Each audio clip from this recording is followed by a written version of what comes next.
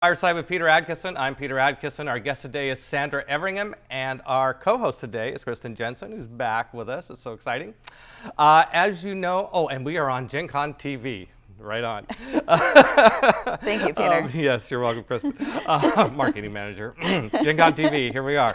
And as you know, on this show, we go in search of the untold stories behind your favorite games. And this season, we are continuing our coverage of Magic: The Gathering.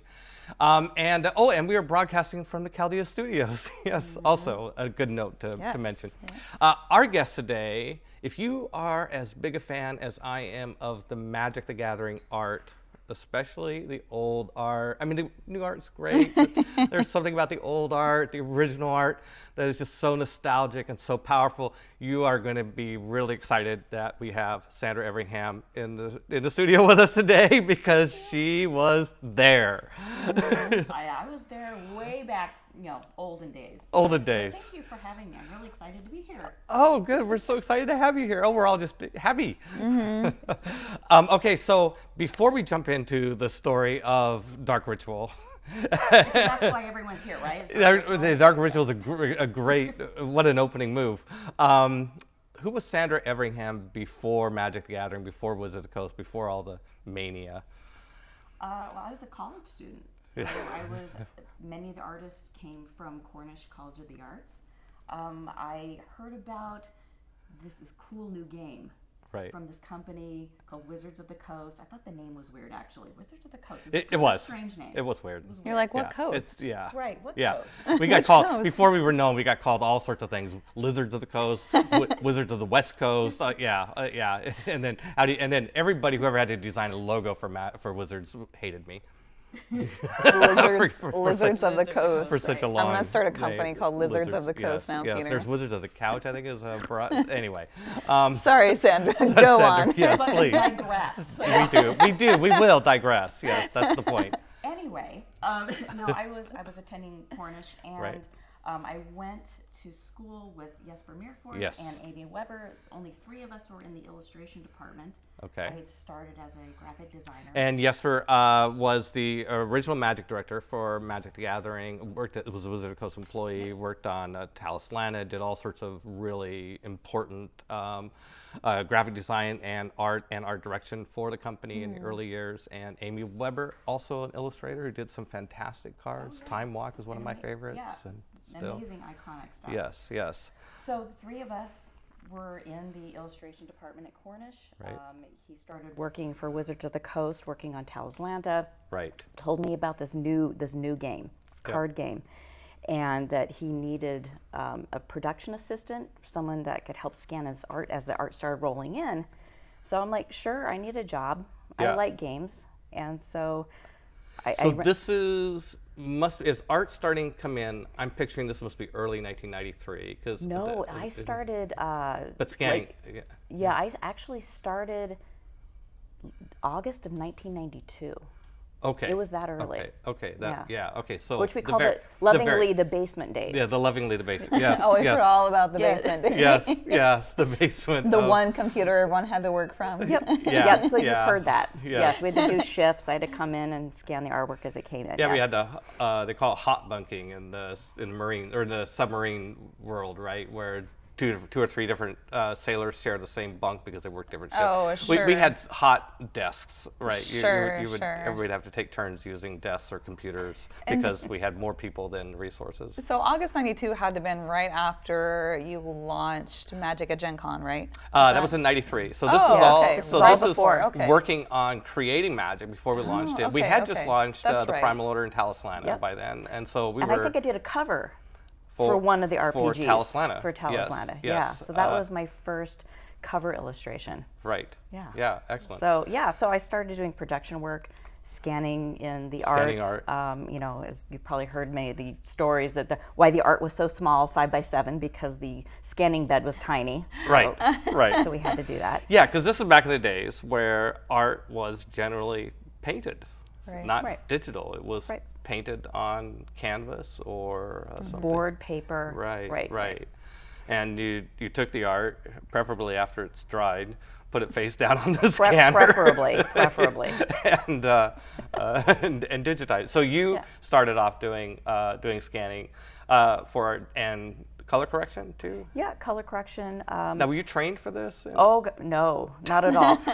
This whole life trajectory was completely unexpected, and so I fully intended to graduate from Cornish with an illustration degree, but really I had decided that I didn't want to do illustration. I didn't want to do graphic design. I wanted to be a fine artist. So I negotiated with the college to, can I spend most of my time in the fine art department, still get an illustration degree? And they said, sure. Yeah. So sure. I fully intended to not work on a computer, not do the graphic design, and just be a fine artist. Right. I had my first show. Downtown Seattle. I had a art dealer helping me sell my work. Oh, that's wonderful. Yeah, so that was what I thought my trajectory was going to be. But then along comes Jesper. Yes, but there's also bills, and Right. and so I remember the first time. So we'll come in and play test this new card game. Right. I think called Magic. So I remember sitting down in the living room of your daylight basement. Right. On the carpet, and I don't remember who showed me how to play the game. But we had the white playtest cards and showed me how to play the game. And I remember just being floored. Yeah. And literally having goosebumps on my arm, thinking, I remember going, this is going to be big. This is huge. And I was sold. I was on board, and I was a believer that this was going to be big. And so it was really exciting to be a part of just the small, scrappy group of people. Right. And to see what might come out of it. Yeah. So you were a gamer?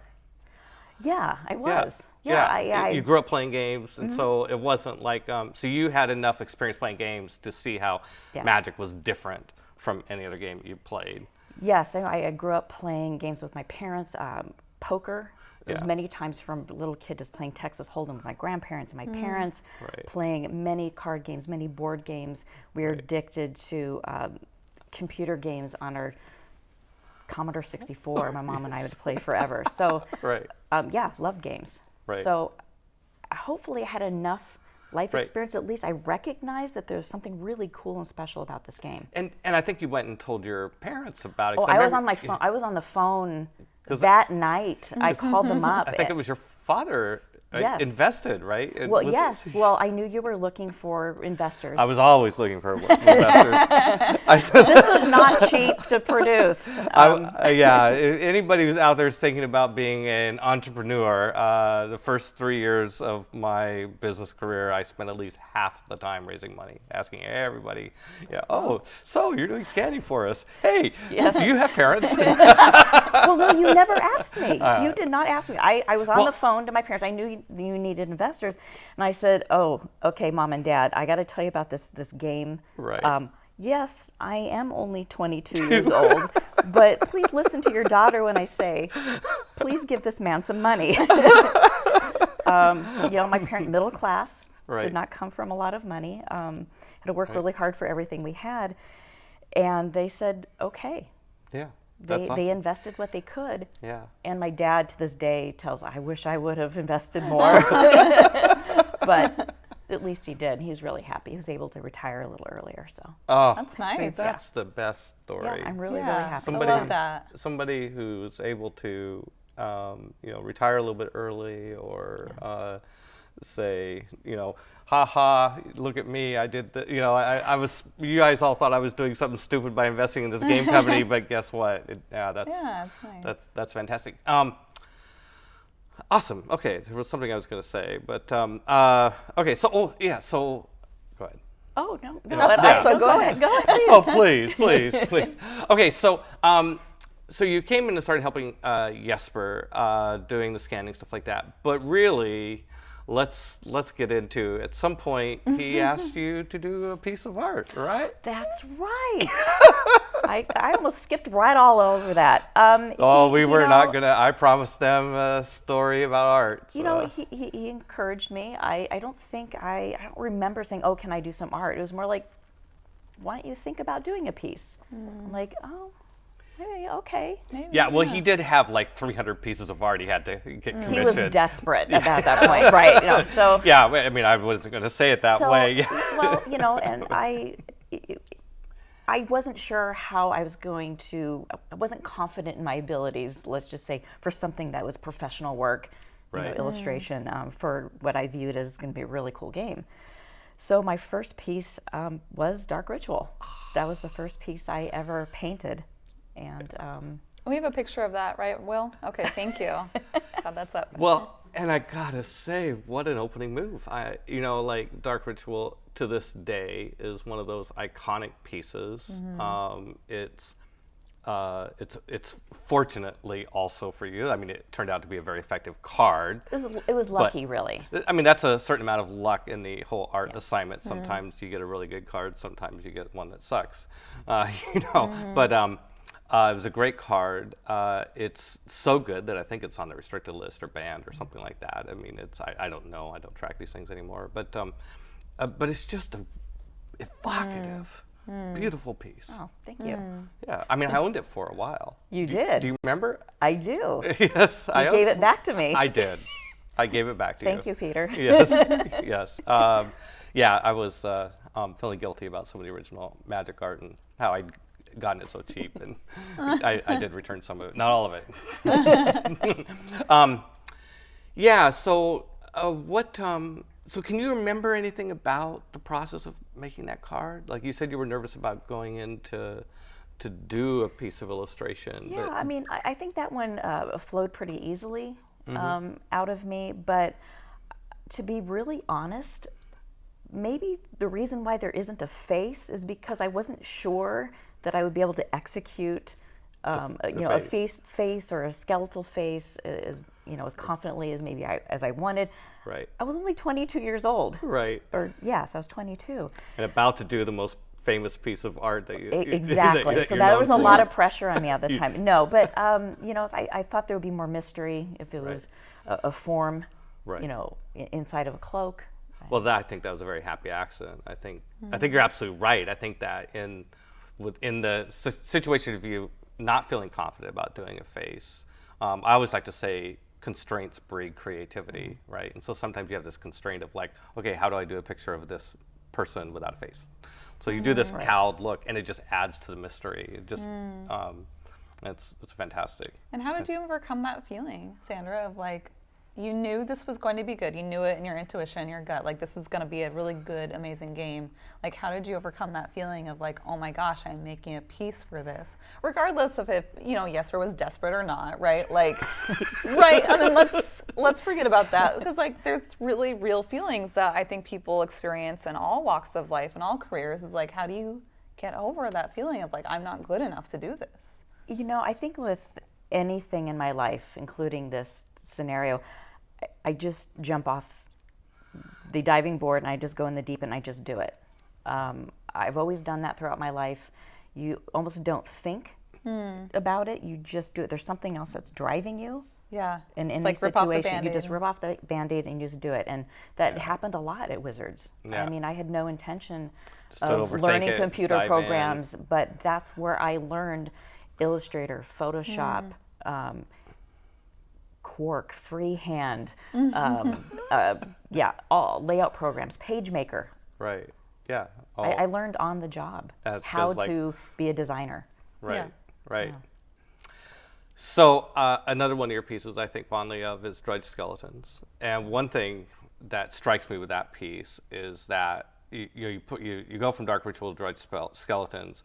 They look like they work together. I mean, and they do work together. I mean, this is another piece that is an excellent piece from the early set of Magic. Do you remember anything about that piece? Or? Yeah, no, not really. Perfect. Well, I just wanted to say, good job. To be honest, I'm trying to come up with an interesting story. No, I just had to make skeletons.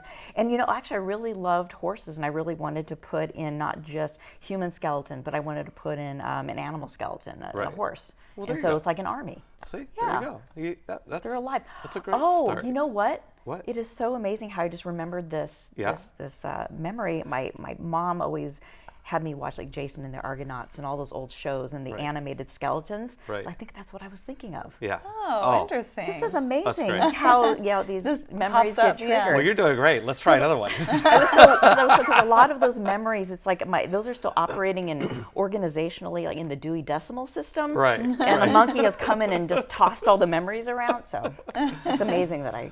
Okay, we're gonna try got one that. more. We're gonna try one more because as much as I love Dark Ritual, I think my favorite piece of the Sandra Everingham collection is the Hive. Oh yeah. I think we have a picture of that as well. And what I love the color and of it for one thing. For right off the bat, the color choices that you made on that piece are really striking. And it's very, how do you do so much with brown? I really love brown. Yeah. Brown and blue. I carried through my fine art as well. So I think it just found right. its way on this card. Right. So do you remember anything about what you were thinking when you did the Hive?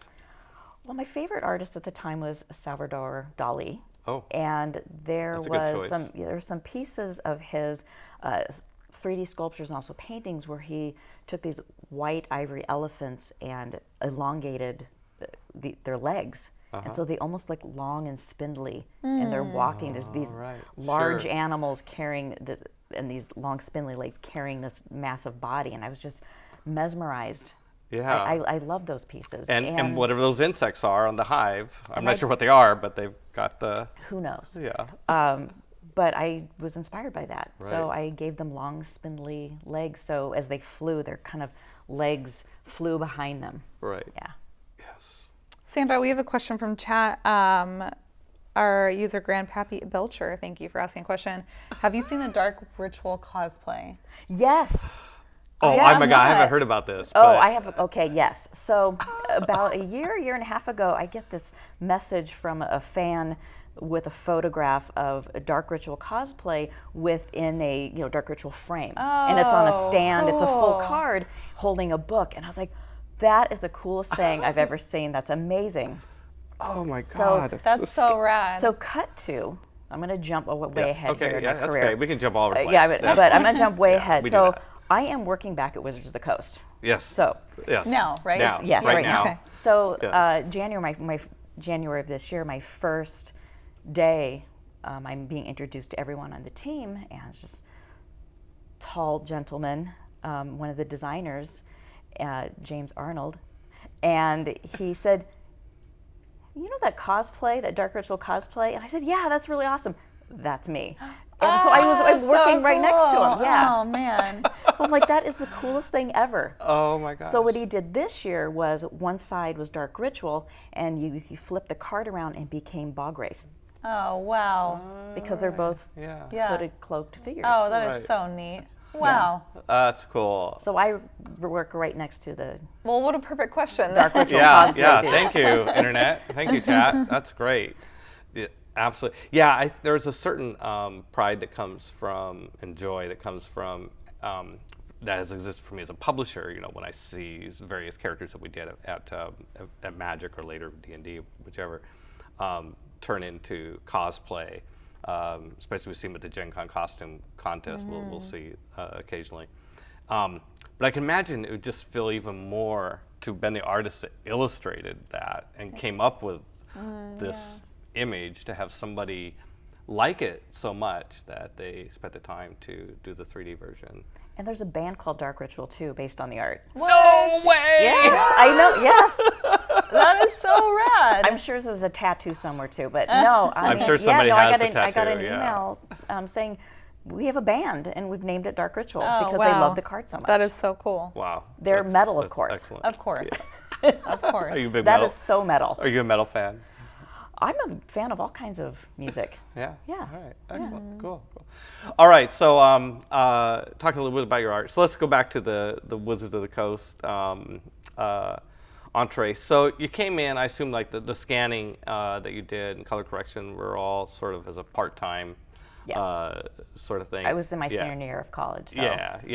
Yeah.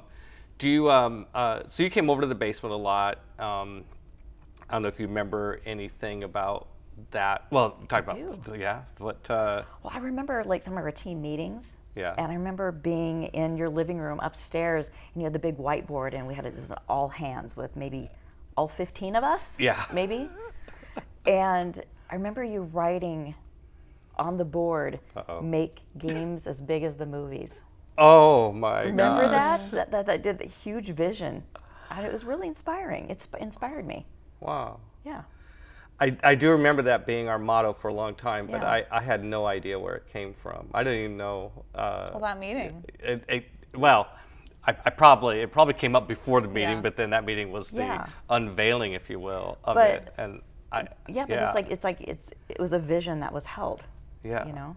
That was a good, very arrogant sort of No, West, right? but that's what visions are. Yeah, I know. They're arrogant and aspirational, and it helps move a group of But I people gotta toward say, a goal. when we were, a little game company in Seattle working in the basement, to get up and say we're gonna make games as big as the movies, kind of. It was bold, Peter. kind It of was a bold thing really to say. bold, but you did. Yeah. Right, because if you don't have those bold statements, then Right. would that have Yeah. moved and everyone forward and propelled this? Yeah. Would yeah.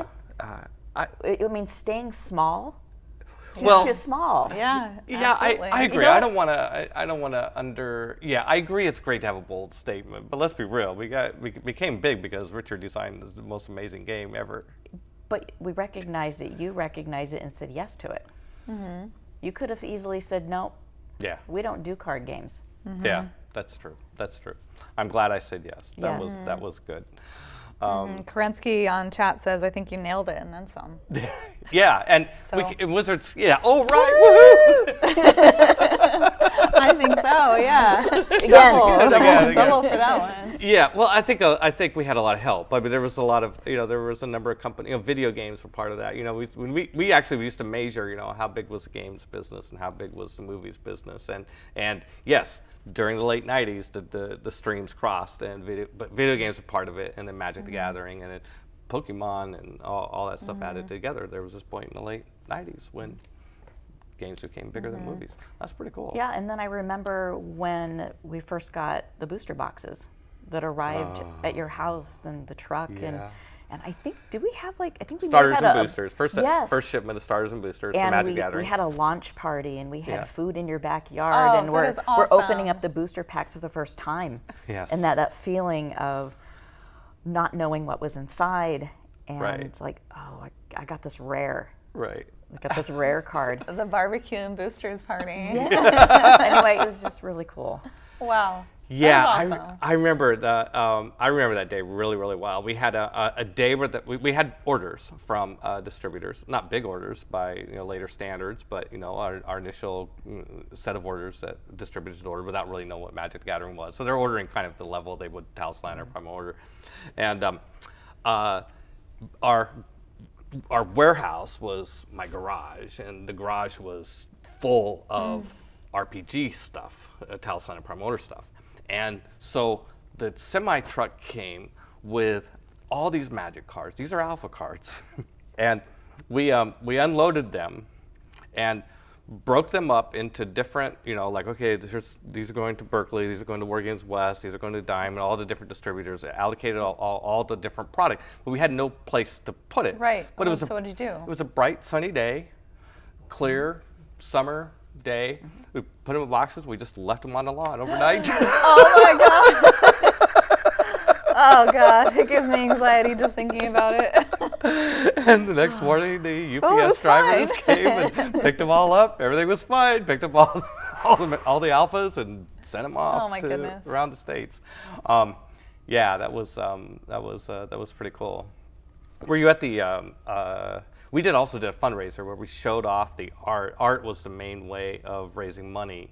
There was a period where, in terms of raising money, that was the opening card. Like, look at this amazing art we're doing, right? Like, oh wow, yeah, that's cool. And your art, Anson and Mark's art, and and so on. Yeah, great. Okay, fun days. So when did you actually become an employee at Wizards? went from Oh, being I a think freelancer to? Oh, pretty soon. Yeah. Someone told me that I was officially employee number 10. That sounds about right. Yeah, so it was really early on. So probably about the time Magic was launched. Yeah. Or a little thereafter, because we Yep. didn't have enough money to have real employees until Magic came out. Right. Yeah. So probably the fall of 1993, maybe. Mm-hmm.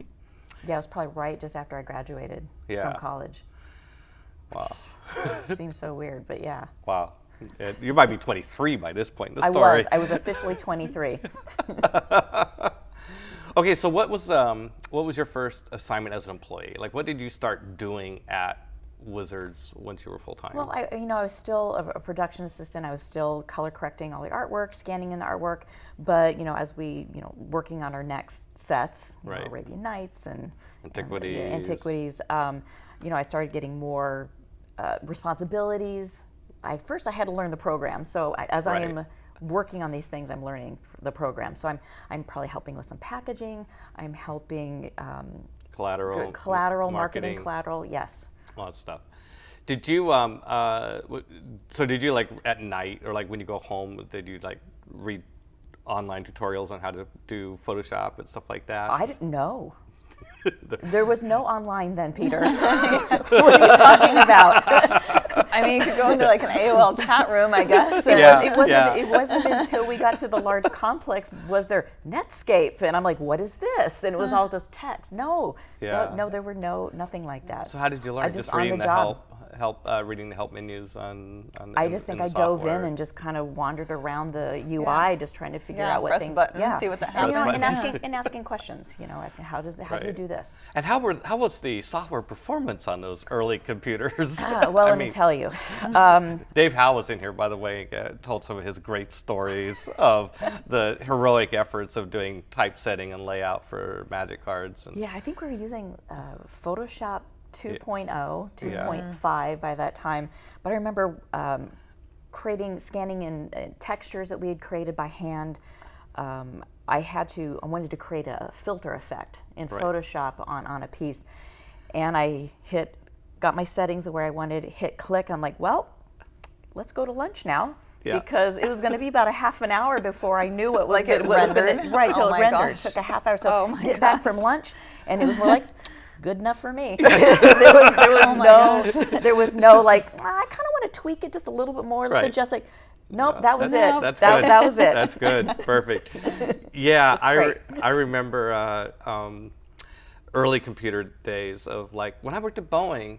That was a pretty. You would arrive at there was a morning routine. You would arrive at your desk and you would turn on your computer, and the startup sequence would be long enough that then you would go get your coffee, Sure. wander Yeah. over by the inboxes, which of course are all paper, see if you got Right. any mail, come back to your desk, sit down, sip your coffee, and okay, it's done. Now I can start, Right. now I can start typing. We are so spoiled now with technology. Everything is just got to have it now. If I have to wait more than 5 seconds for a web page to refresh, or maybe 2 seconds, I'm on Right. to another. I'm like, forget that. Right, This website's broken. I'm It's out. broken. right. Okay, so when now I know at some point though you were really given free reign to lead the packaging design or art direction, whatever was it? Art direction, Yeah, I think I which- was helping a little bit with packaging layout, graphic design. However, by the time Jesper had transitioned out of the company, I remember talking to you. I think you invited me to your office. Would you like to be art director for Magic? Yes, I would. Sure. Sure. That's a nice conversation to walk because into. really there's no one else here to do that. So it's you. But But I that was excited. wasn't just impulsive. No. I remember distinctly. We all just thought the world of you.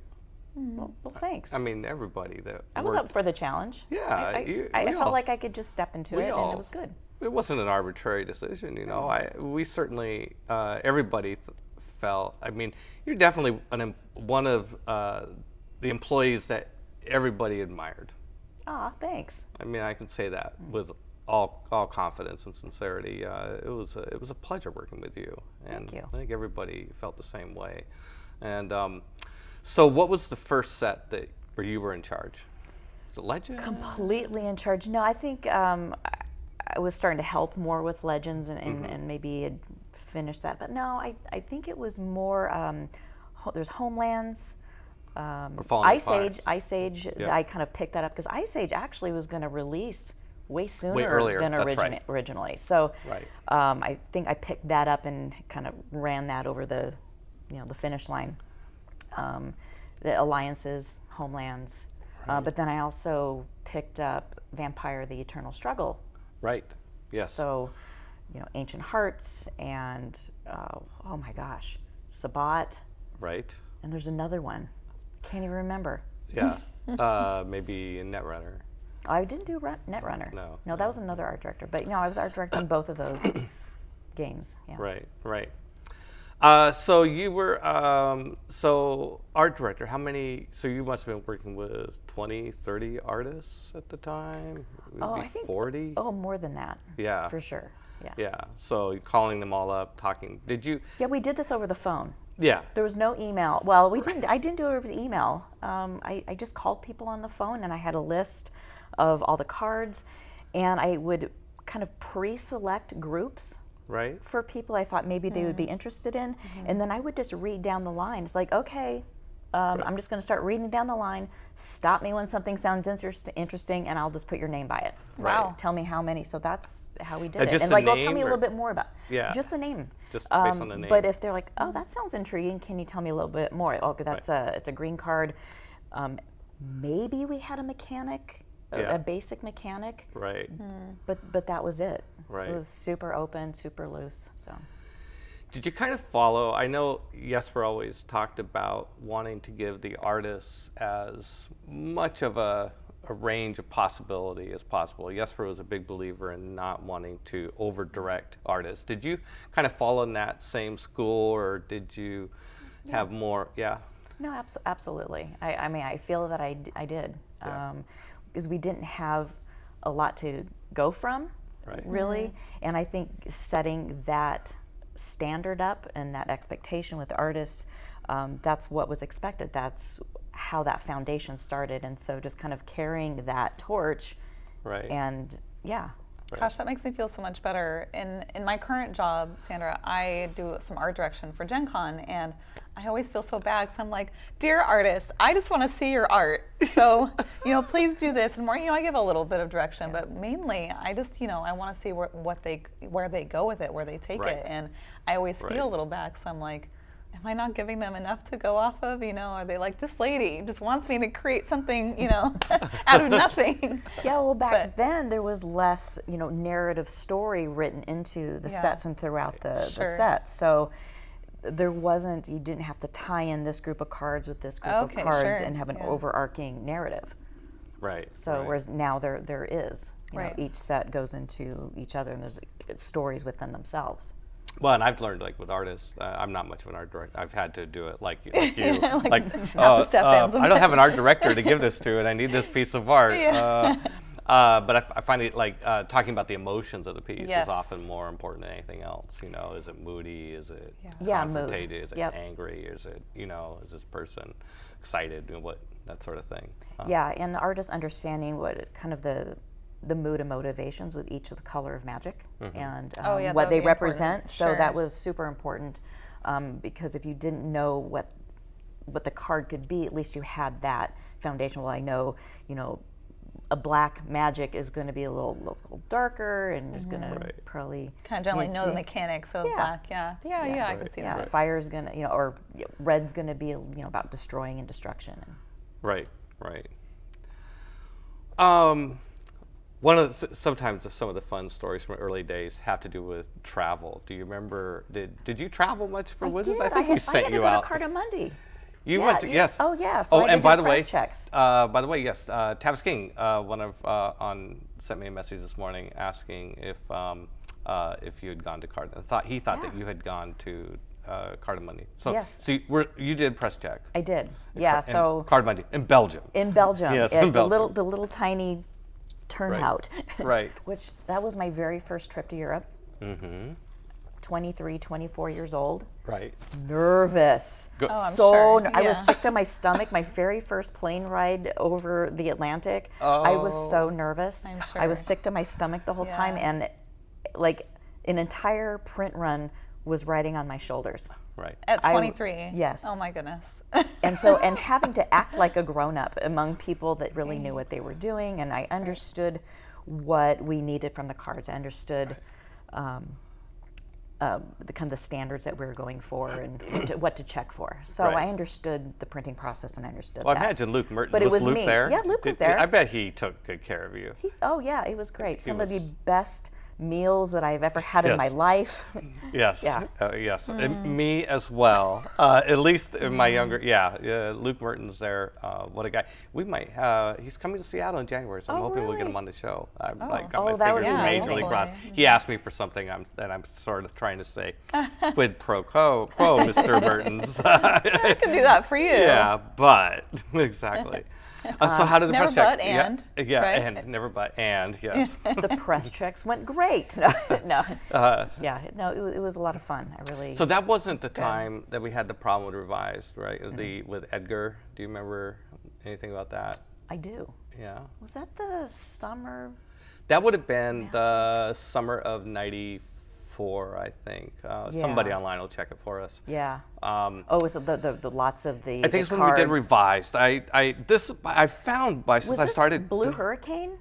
something like that. Yeah. I found that this topic has a lot of intrigue around it. And people are really curious about it. But to me, it's just like I have a a little vague memory of some Okay. press check I that will went say- wrong. I am a casual Magic player. You guys are Okay, gonna fill me so- Oh my in on God! this one. So we're gonna see if we can remember. There was something. I think it was revised. The chat room will correct us. You're getting a correction on it. Edgar and Summer are the same sets with Blue Hurricane.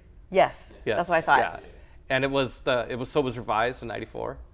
Yeah. Okay. Yeah. And so. So it was like, were my, you on that press check? No, Or was I that was somebody? not. That was somebody else. No. Okay. Yeah, there were so many errors. Or it might not have been a press check. Might be the the cards problem. got printed because how I know this is because Blue Hurricanes are out in the world. Right. And from what I understand, I know why the Blue Hurricanes made it out into the world. Yeah. Because somebody, not myself, was going by a trash can at work and saw the Blue Hurricanes in the trash can. What's this? No. Took them out. No. Yes. Okay, so I don't think we actually properly caught. Yeah, I'm caught still, correct like, stuff. I'm Okay, catching up, So, but, so, like- these are So cool. this was a set. It was Yeah, okay. revised, which was a set we came out to extend sort of the base set in '94 because we'd run out of alpha, beta, unlimited. It was like, okay, we just need to keep more of these base More cards. cards We're need to be out understanding in what the the world. model Okay. needs to be, right? Okay, And sure. so we came out with a new base set and mixed and matched different cards, brought some cards in from some of the early expansions. okay. I said 94, this might have been 95, who knows, anyway. I think it was. I think it may have been 95. Yeah, and and anyway, it got printed. There were screw-ups in how it got printed. I don't know how much it was us or Carta Monday or whatever, but anyway, it didn't come Whatever out right. happened, We yeah, probably okay. didn't have, I don't know if we had somebody on press check or what, but So a screw-ups big- like the art like didn't some- match the text. yes, there was or some like, color off, like Blue Hurricane. Hurricane was a The art was green. in a different frame.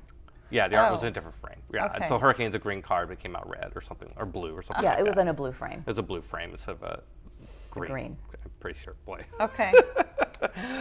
So, yeah, the memories, guys. Sorry, the memory is So funky. you get- So we canceled. It was like, oh, we can't do this. We Yeah. can't. Yeah. And and Right. it would have just been another thing that nobody knew about because stuff like this happened Right, at sure. Wizards. But somehow some of this product got on the market. Not only your story about a bunch of Blue Hurricanes getting found in the trash somewhere, but I think a bunch of it actually got shipped to someplace like Ireland or someplace. no. I don't know. Anyway, so some of it actually got on the market, and you do a recall, but of course Well, I mean, nobody's going to it's- send back there's magic no, misprints. No. Yeah, like Yeah.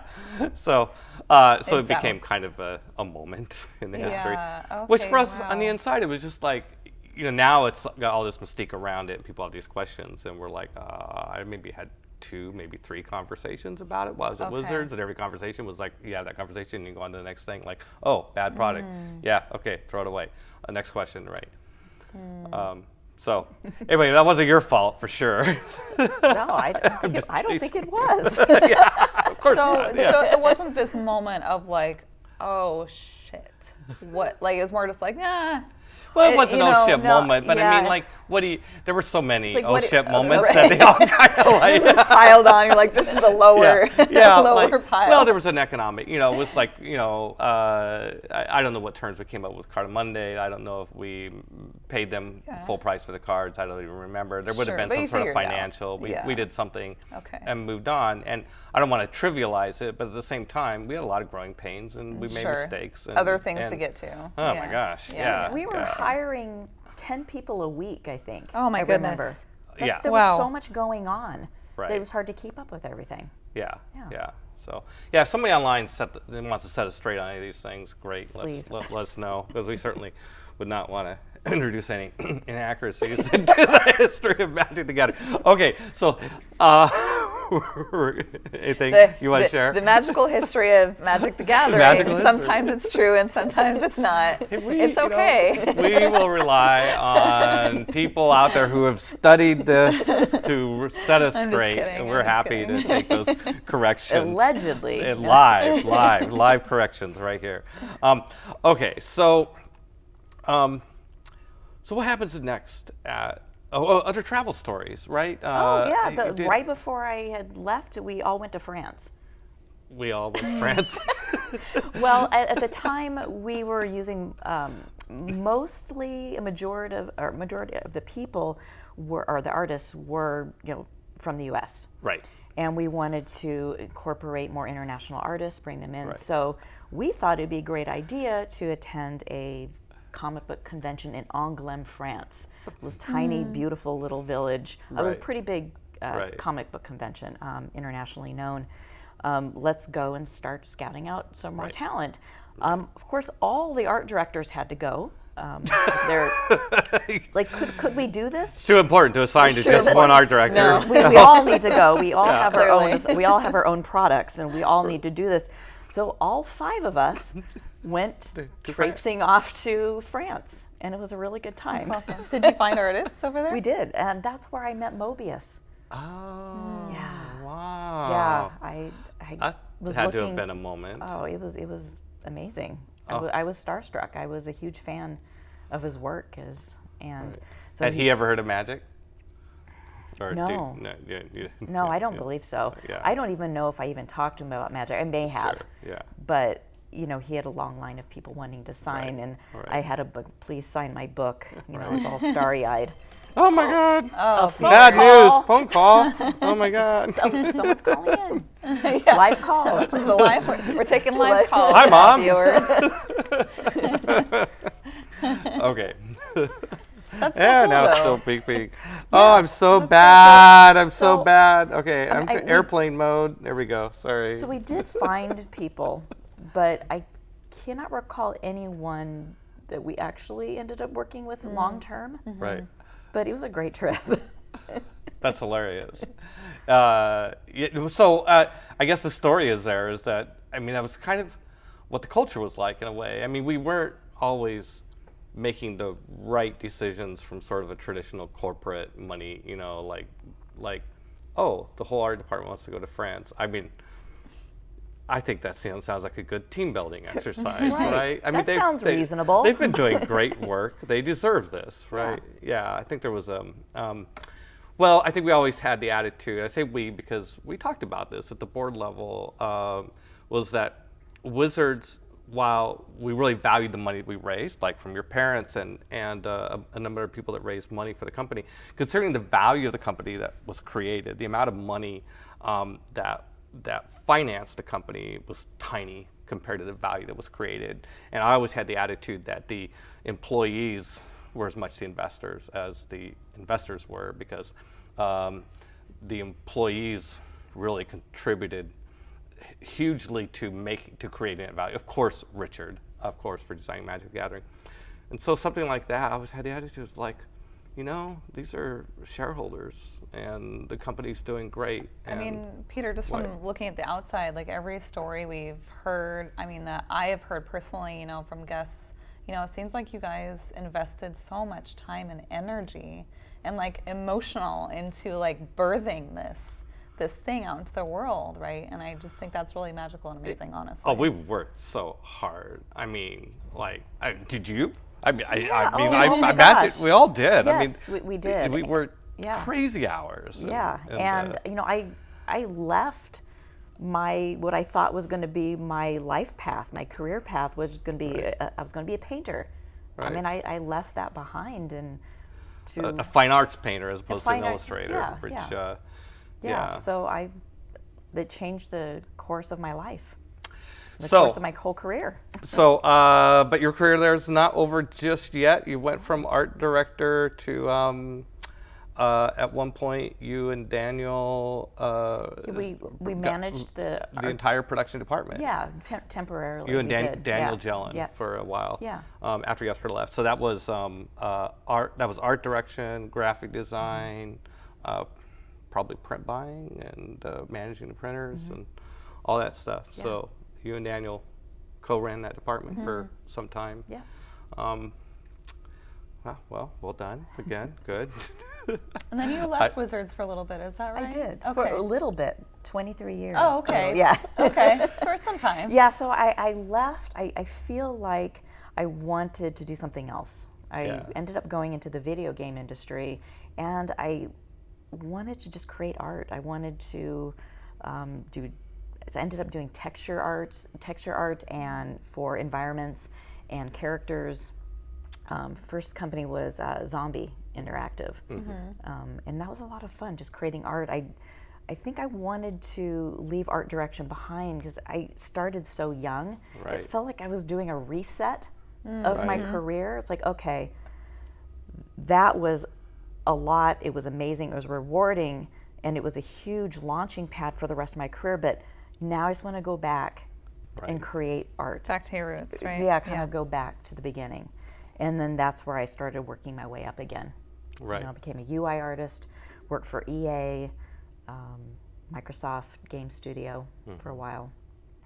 And then I was like, okay, I think I'm ready for management again. I'm ready to art direct. Yeah. And then that's when I started with WizKids. Right. Yeah. Yeah. Where was good. And you had your own company for a while. I did for about 6 years called Ginormous Industries. Yeah. And I worked with you again. I know. Hidden City. Hidden City Games. Okay. Yes. Yeah. Oh, and the thing about that is I had been designing for so long for games that were darker, on the darker side. Right. It wasn't like rainbows and unicorns. And here you have Belisara, which Right. is, hey, can you design and art direct, design packaging and art direct for unicorns and horses and Pegasuses and I honestly did not know if I was going to be able to do it. I did not. I didn't know it was going to be in me. And I remember sitting down, like, hey, I've been tasked with designing something. I can't remember what it was, my first thing. I was at home in my studio. Right. I'm like, and I remember saying, I don't know if I can do this. I don't know if I have unicorns and bubbles and rainbows in me. But surprisingly, it came out. The girly side of me came out, and I was like, this is really fun.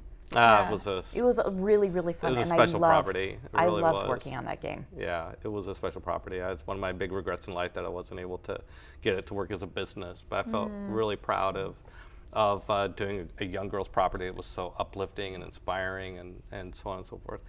So as we get close to wrapping up here, I like to ask, like, when you think back at your time at Wizards, what did you take with you from that, and what were you happy to kind of leave behind? I think what I took with me is, there have been so many stories, and fans had written me about how much magic had connected them to their child. Like a child with, he was autistic, or who was ill, or a father and son, or mother-daughter who weren't really connecting. Right. And magic was able to bring them together. That was the thing that they did together. Right. So that was really, really touching, those stories. And so I think magic it had a life of its own, and it brought a lot of people together. So also what I took with me is it was a huge launching pad for the rest of my career. Right. Right. Every interview I went on, every job I had, everyone always went back to, oh, you worked at Wizards of the Coast. Right.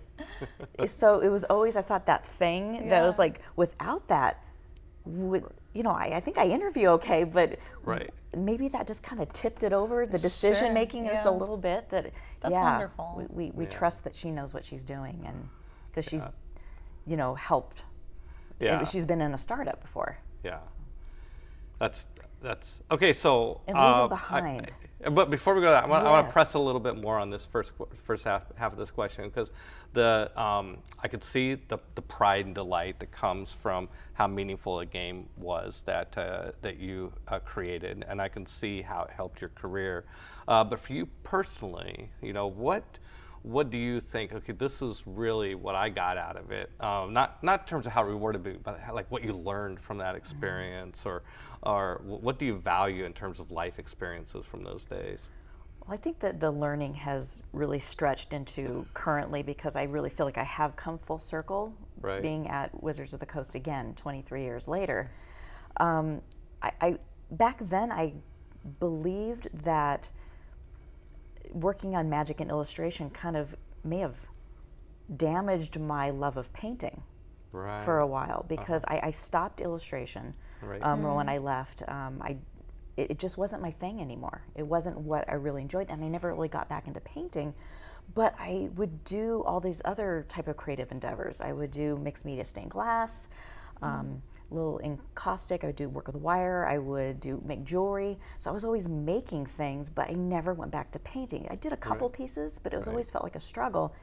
And then I realized that painting just wasn't coming naturally to me at any time. It was always a struggle. And I'm okay with that, because my natural form of expression is making things with my hands, making things that are 3D. And that, I think, is my natural form of creative expression. Right. So I've learned that about myself, Over in the Yeah. 25, 28 years. Yeah. So the journey of an artist. Yeah, because I always felt guilty that, I'm not painting, because I have this, Yeah. I'm doing, working full time, I love working with people. Right. So I'm enjoying my career, but I'm guilty because I'm not painting. And I always admired people who were prolific painters. Right.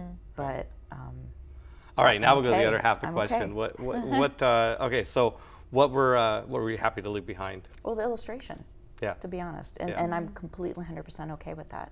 Yeah. I always like to joke that I fired myself from magic illustration, because it wasn't a passion, Right. Right. and that is totally okay. Yeah. Yeah. Huh. Even though you did such great pieces. I really love that, actually, Sandra. It's just like being okay with leaving behind some things that you've grown out of. Yeah, exactly. And just being okay with that. I love that. Yeah, and I think that for anyone, finding what naturally, or what comes natural to them, that creative expression, and not kind of forcing Right. your creative expression. Yeah. Yeah. Yeah, I think it's kind of the nature of life. About the time we get all figured out is about when we're done. Right? It's a whole life journey to figure out, like, okay, this is. I've often struggled from being an entrepreneur. Like, is it starting businesses? Is it running businesses? Where I've eventually settled with my Chaldea venture is that I really just want to create, and I don't think of myself as an artist, but as an entrepreneur, you're creating a business, you're creating jobs, you're creating something. It's all about proper timing, because, I wish, if I could have just been a painter back then I could have, how good of a painter I could be now. But everything I believe happens for a reason in its own timing, and everything is a building block into something else. Right. Yeah. So you're having this studio now. You're creating in a new way. Yes. And maybe you wouldn't have been ready for that back then. Yeah, absolutely. 100% Couldn't have afforded it back then either. True. Yeah, right. Chaldea Studios, funded by Gen Con profits. Let's as kind of a final thing. So tell us about you're back at Wizards now. Tell us about that. I never in a million years thought I would be back there, honestly. I was working at Valve, doing some art direction again. I'd come out of working as a creative director at a merchandise agency, still working on some gaming with some gaming clients, and I went to Valve, and I got this text with the job description for a world building team manager for Wizards of the Coast, and it said, "I think you'd be really good at this." And so I looked at it, and I'd just gone through a coaching program. Yeah. For like executive coaching. Right. And I love working with people. I know that about myself now.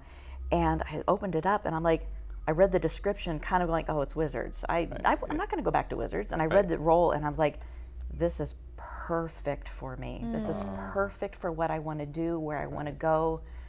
It just really resonated with who I am and where I am. And it just so happened to be for Magic at Wizards of the Coast. That role could have been in another company, and I would have wanted to go for it because the role was just so perfect for me. Right. But because my background, the Magic, and Wizards, it was like, this seems important. This seems like this is full circle. Yeah. It felt right. That's fantastic. Yeah. That's And I great. love what I'm doing there. That's great. Yeah. That's Awesome. fantastic. We got a couple of minutes. I don't know if we have any other questions that come up on chat or anything else. Any parting comments? Anything we didn't cover that you're hoping? Anything you can There's jump so back much to to talk Annie. about. I know. If we start and then we're just going to go over, but Yeah. no, I that's just I feel so thankful and have so much gratitude for this journey Yeah. and for the fans, people that still email me saying Yeah. how much they like the art. Right. I just have so much gratitude. Wow. Yeah. Well, and I have gratitude for you for coming on to our show Yes, thank you, and for the Sandra. time we spent together. You know, one of the guilty pleasures of this show for me has been the chance to sit down and talk. I don't think we've ever sat down and talked for an hour. Like we had little bits of conversation Yeah. over the years, but when you're working, in an office, you might sit in meetings for an hour, but Right. that's Maybe crap, one-on-ones, one-on-ones once in a while, but no, just Right, we were so yeah. busy. Yeah, it's really been a delight to catch up and have you on the show. So thank you for coming. We should have a glass of wine or I a know, goblet. right? A goblet. Yes, we yeah, have goblets. absolutely. Yes, Red wine. We can Yeah, for pretend it's sure. wine. Yeah. So. We can make that happen, I'm sure. Yeah. So thank you. So there we go. So we're going to wrap up the show for today. Thank you very much to Sandra Everingham for being our guest today. Thank you for Krista Jensen for being my co-host. Will Geisling, our technical director. Thank you for Gen Con TV for hosting our program. Thanks for Chaldea Studios for being our venue. And let's see. We will be back in 1 week. 1 week from today on October, what day is that? 23rd, I believe. 23rd. October Ooh. 23rd. And our guest will be Richard Garfield. I know, I'm so excited. Yes. So Richard has moved back into the Seattle community, at least temporarily. So I was able to twist his arm and say, yeah, come on down, do my show, please, please, please. That's awesome. And, I'm so excited for that. So next week we'll have Richard, and we'll be back here on Gen Con TV. And in the meantime, please check out our other shows on Gen Con TV. We have a Brothers Murph on Mondays at 5 p.m. Pacific time, and we have Table Takes on Fridays at 11 a.m. with a sort of an industry recap that follows after it. And so that's it. Thanks for joining us. Thank you especially for joining us. All right, talk to you later. Bye. We're out.